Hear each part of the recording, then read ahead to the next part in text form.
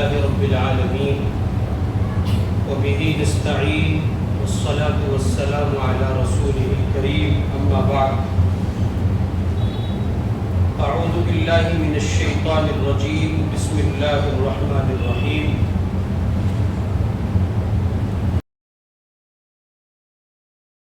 قل إن كنتم تحبون الله فاتبعوني يحببكم الله ويغفر لكم ذنوبكم والله غفور رحيم صدق اللہ العظیم۔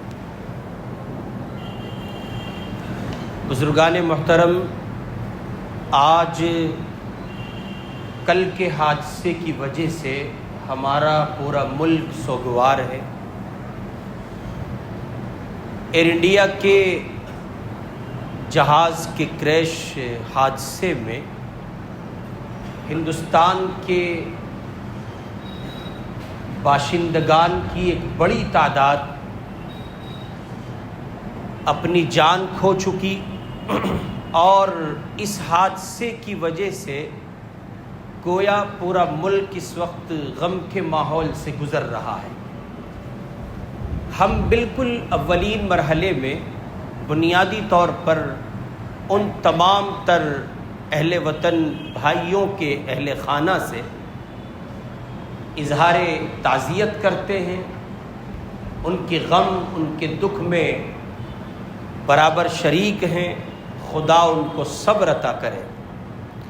ان مرنے والوں میں 25 یا 26 غالباً مسلمان بھی ہیں، ایک بڑی تعداد جو عید الاضحیٰ کی چھٹیاں منانے کے لیے وطن لوٹی تھی اور اب وہ وہاں واپس لندن جا رہے تھے، ان مسلمانوں کے لیے بالخصوص ہم دعا کرتے ہیں اللہ تعالیٰ ان کی مغفرت فرمائے، ان کے درجات کو بلند فرمائے، اور بقیہ تمام لواحقین کے ساتھ ساتھ اللہ پاک ان مسلمانوں کے اہل خانہ کو بھی صبر جمیل عطا فرمائے۔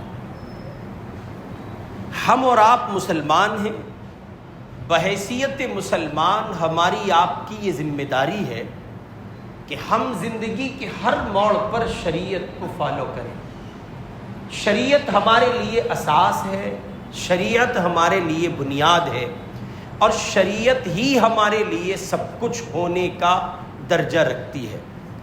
ایک مسلمان اپنی زندگی کے کسی بھی موڑ پر کسی بھی بڑے اور کڑے فیصلے کو لینے سے پہلے شریعت ضرور دیکھتا ہے، اور اگر وہ شریعت کو نظر انداز کرتا ہے، دین اسلام کو نظر انداز کر کے آگے بڑھتا ہے، تو میرا اور آپ کا یقین یہ ہے کہ ساری دنیا مل کر اسے کامیابی نہیں دے سکتی ہے۔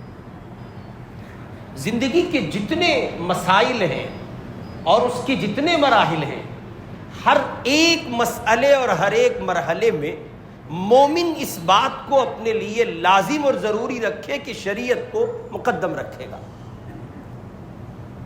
اسی کو حضرت جلال آبادی رحمۃ اللہ علیہ فرمایا کرتے تھے کہ ایک مومن اپنی طبیعت پر شریعت کو غالب رکھتا ہے، اور اللہ رب العزت پھر فرمایا ایک موقع پر کسی سے کہ اللہ سے یہ آدمی کو مانگنا چاہیے کہ پروردگار مطابق شریعت فیصلہ لینے کی توفیق عطا کرے۔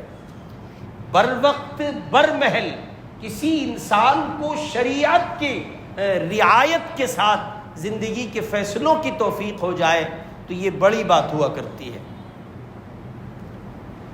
انسانی زندگی اپنی پیدائش کے پہلے دن سے لے کر اور زندگی کے آخری دن تک مسائل سے گزرتی ہے۔ جب انسان کے وجود اور اس کی باڈی کے رکھوالے بہت سارے ہوتے ہیں اور اس کے محافظین بہت ہوتے ہیں اس کے بچپن کے زمانے میں، تب بھی مسائل ہوتے ہیں۔ یہ الگ بات ہے کہ بچے کو مسائل کا شعور نہیں ہوتا، یہ الگ بات ہے کہ ایک بچہ اپنے آپ میں ان مسائل سے نپٹنے اور ان سے لڑنے کا فہم اور صلاحیت اپنے اندر نہیں پاتا ہے، لیکن یہ کہ مسائل ہوتے ہیں۔ مزید آگے بڑھیں، جب انسان لڑکپن اور جوانی کے دور سے گزرتا ہے تب بھی مسائل ہوتے ہیں، اور یوں شدہ زندگی کے ادوار کے شب و روز جیسے جیسے آگے کو بڑھتے ہیں اور انسانی زندگی اپنی اپنے اتمام کی طرف چلتی ہے تو حالات اور مسائل مستقل رہتے ہیں. لیکن ایک مومن کے لیے سعادت کی بات یہ ہے، ایک مومن کے لیے نیکی اور بھلائی اور خیر کی بات یہ ہے کہ وہ اپنی زندگی کے تمام تر مسائل میں شریعت کو مقدم رکھے اور ہر موڑ پر یہ دیکھے پہلے مرحلے میں کہ شریعت اس کا کیا حل پیش کرتی ہے. ہم اور آپ بہت سے لوگ ایسے ہیں جو اپنے کاموں میں، تجارت کی دنیا میں کاروبار سے ٹوٹ بیٹھے ہیں اور وہ یہ چاہتے ہیں کہ وہ پھر سے کھڑے ہوں، وہ یہ چاہتے ہیں کہ وہ پھر سے بحال ہوں، وہ یہ چاہتے ہیں کہ ان کے کاروبار کی بہاریں اور اس کا شباب پھر سے لوٹے. تو سب سے پہلے ضروری ہے یہ بات کہ آپ اس پر غور کریں کہ آخر اس کاروبار کے زمانے میں شریعت کہاں چھوٹ گئی. بہت سے ماں باپ ہیں اپنی اولاد سے پریشان ہیں، حالانکہ انہوں نے اولاد کو بنانے اور اس کے سنوارنے میں انتھک کوششیں کی، لیکن وہ نتائج، وہ رزلٹ نہیں نکال پا رہے ہیں جو نتیجہ مرتب ہونا چاہیے تھا. حلال بھی کھلایا، حرام سے اجتناب کرتے رہے، اولاد کا خیال بھی بھرپور رکھا، تربیت کے زمانے میں بھی لحاظ کیا، اس سب کے باوجود جو نتیجہ اولاد کی جانب سے آنا چاہیے تھا وہ نہیں آ سکا. تو اب سب سے پہلا مرحلہ یہ ہے اور محل غور ہے یہ بات کہ میں اور آپ ایک مومن یہ دیکھیں کہ شریعت کہاں چھوٹ گئی. اس لیے کہ حالات و مسائل تب وجود پاتے ہیں جب آپ شریعت چھوڑتے ہیں. یہ میرا آپ کا ایمان ہے. جب شریعت چھوٹ جاتی ہے تب حالات سے لڑنا پڑتا ہے. جب اللہ سے دوری ہو جاتی ہے تب حالات سے لڑنا پڑتا ہے. جب پروردگار کا قرب بعد میں بدل جاتا ہے تب حالات سے لڑنا پڑتا ہے. جب اللہ رب العزت والجلال کی ناراضگی بندہ مول لے لیتا ہے تب حالات سے لڑنا پڑتا ہے. حضرت شاہ صاحب رحمۃ اللہ علیہ ایک شعر میں اس بات کو فرمایا کرتے تھے. وہ فرماتے تھے نگاہ اقریبا بدلی مزاج دوستاں بدلا، نظر ایک ان کی کیا بدلی کہ کل سارا جہاں بدلا. ادھر انسان کا رابطہ اور اس کا تعلق رب ذوالجلال کی بارگاہ سے کٹ ہوتا ہے، کمزور پڑتا ہے، ادھر مسائل اس کو گھیر لیتے ہیں. اس لیے خدا سے اپنے رب کی بحالی اس کی بنیاد ہے شریعت. خدا سے اپنے تعلق کی بحالی اس کی بنیاد ہے شریعت. اللہ رب العزت والجلال کی بارگاہ میں مقام قرب کا حصول اس کی بنیاد ہے شریعت. اس سلسلے میں قرآن مجید نے ایک بات کہی ہے، قل ان کنتم تحبون اللہ فاتبعونی. اے پیارے پیغمبر حضرت محمد الرسول اللہ صلی اللہ علیہ وسلم کو خطاب کیا گیا اور آپ سے فرمایا گیا میرے لاڈلے محبوب آپ کہیں ان لوگوں سے جو مجھے اللہ کا تقرب چاہتے ہیں، مجھے اللہ کی محبت چاہتے ہیں، مجھے اللہ کی رضا چاہتے ہیں، مجھے اللہ تک پہنچنا چاہتے ہیں، آپ ان سے کہہ دیجئے فاتبعونی، وہ آپ کی محمد کی اتباع کریں. چند ایک اعمال کو اختیار کر لینے کا نام اتباع نہیں ہوتا، چند ایک چیزوں کو اپنا لینے کا نام اتباع نہیں ہوتا. زندگی کے چند ایک مسائل اور چند ایک مراحل میں شریعت کے تابع ہو جانے کا نام مکمل اتباع نہیں ہوتا، کامل اتباع نہیں ہوتا. کامل اتباع تو یہ ہے کہ میں اور آپ سو کر اٹھیں، اب شام سونے تک اس بات کو لازم پکڑیں کہ رسول پاک کی شریعت نہیں چھوٹے گی. قل ان کنتم تحبون اللہ فاتبعونی. حضرات صحابہ اکرام رضوان اللہ علیہ مجمعین کا مزاج یہ تھا کہ ایک ایک ادا کا احیاء، ایک ایک سنت کا احیاء، ایک ایک چیز کو شریعت کی روشنی میں زندہ کرنے کا مزاج. نتیجہ یہ کہ وہ اس درجے آگے بڑھے کہ صبح سے لے کے شام تک مکمل طرز زندگی حضور پاک صلی اللہ علیہ وسلم کی شریعت کے آئینے میں ہوتا تھا. اس کا بہترین راستہ ہے حضور پاک کی سنت، اس کا بہترین راستہ ہے اتباع سنت. جو مومن یہ چاہتا ہے کہ اس کے مسائل ختم ہو جائیں، جو مومن یہ چاہتا ہے کہ اس کے حالات درست ہو جائیں، کاروبار کی بہاریں اور اس کا شباب لوٹ آئے، اسے چاہیے کہ وہ یہ دیکھے پہلے مرحلے میں شریعت کہاں چھوٹ رہی ہے. پھر اس کی بھرپائی کی کوشش کریں۔ بڑی تعداد ہے تجار کی، بڑی تعداد ہے مارکیٹوں میں بیٹھے ہوئے افراد کی، اور رمضان المبارک کے موقع پر زکوٰۃ کا ہمارے یہاں جو ماحول ہے اس کو خاطر خواہ زکوٰۃ ادا کرنے کی توفیق نہیں ہوتی ہے۔ پھر جب وہ حالات سے گزرتے ہیں، مسائل سے دوچار ہوتے ہیں، تو ہزار جگہ ان کا ذہن گردش کرتا ہے، سفر کرتا ہے، مگر یہ خیال نہیں آتا کہ آخر مال کی زکوٰۃ بھی نکالنی ہے۔ یہی مال جو آپ کی آسائش کے لیے، آپ کی راحت کے لیے، آپ کے فلاح و بہبود کے لیے، آپ کی ترقی کے لیے آپ کے پاس موجود ہے، یہی مال وبال جان بنتا ہے، یہی مال مشکلیں اور مسائل کھڑے کرتا ہے۔ اسی مال کی وجہ سے آپ کو ڈپریسڈ ہونا پڑتا ہے، اسی مال کی وجہ سے آپ مشکلات میں گرتے ہیں۔ لیکن یہ مال آپ کے میرے لیے نافع اس وقت ہوگا، اور یہ میرے آپ کے لیے رحمت اس دم ہوگا جب میں اور آپ اس مال کی زکوٰۃ مکمل طور پر ادا کر رہے ہوں۔ پھر اندازوں سے زکوٰۃ نہ ادا کریں، ایک پائی کا حساب نکالیں۔ زکوٰۃ مذہب اسلام کا مستقل ایک خاکہ ہے، مستقل ایک نظام ہے۔ اہل اسلام کے تحفظات اور ان کی بقا اور ان کی سربلندی اور کامیابی کے لیے زکوٰۃ کا نظام رکھا گیا ہے۔ اس وقت میں اور آپ ملک میں اوقاف کے مسئلے پر جو حالات سے گزر رہے ہیں، یہ کڑوی اور اٹل بات ہے، اور انتہائی کہیے کہ سچی بات ہے کہ اوقاف میں مسلمانوں کی ایک بڑی تعداد نے جس درجے خرد برد سے کام لیا ہے، اس کا نتیجہ ہے آج حکومت اپنے پنجے گاڑے ہوئے ہے اور اوقاف کو چھیننا چاہتی ہے۔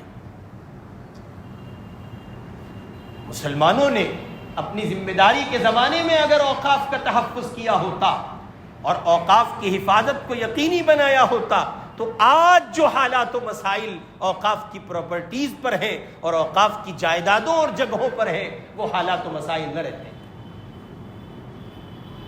غرض یہ کہ شریعت جہاں چھوٹے گی، جہاں شریعت کی ڈور ٹوٹے گی، آپ اس کو یقینی طور پر سمجھ لیجئے کہ فساد برپا ہوگا۔ اس لیے شریعت کو مقدم رکھیے، اپنی نجی زندگی سے لے کر سماجی زندگی تک، انفرادی زندگی سے لے کر اجتماعی زندگی تک شریعت کو مقدم رکھیے۔ میں اور آپ، ہر شخص اپنی ذات کے بارے میں محاسبہ کرے، ہر بندہ اپنے آپ کو دیکھے وہ کہاں کہاں شریعت چھوڑ رہا ہے، یا کہاں کہاں اس سے شریعت چھوٹ رہی ہے۔ جہاں جہاں شریعت کا پیمانہ کمزور پڑ رہا ہے، اسے چاہیے کہ وہ اس پیمانے کو پختہ کرے، مستحکم کرے۔ اس لیے کہ ایک مومن کے لیے باقی ساری دنیا بعد میں ہے، شریعت پہلے ہے، دین پہلے ہے، اسلام پہلے ہے۔ قرآن مجید نے کہا ہے ان کنتم تحبون اللہ فاتبعونی۔ شریعت کی مکمل پاسداری، اس کی پیروی اور اس کی فالووری، اس کا خیال، اس کا تحفظ، اس کا چلنا، اس کے احکام کو بجا لانا اور اس پر مستقیم رہنا، استقامت کے ساتھ جمنا، اس سب کا واحد راستہ ہے حضور اکرم صلی اللہ علیہ وسلم کی سنتوں کا اتباع۔ جو آدمی سنتوں کے اتباع پر اپنی زندگی کے ٹریک کو ڈال دیتا ہے، نتیجے میں اس اللہ کے بندے کے لیے آسان ہوتا ہے زندگی کے کسی بھی موڑ پر شریعت کی راہ سے گزرنا۔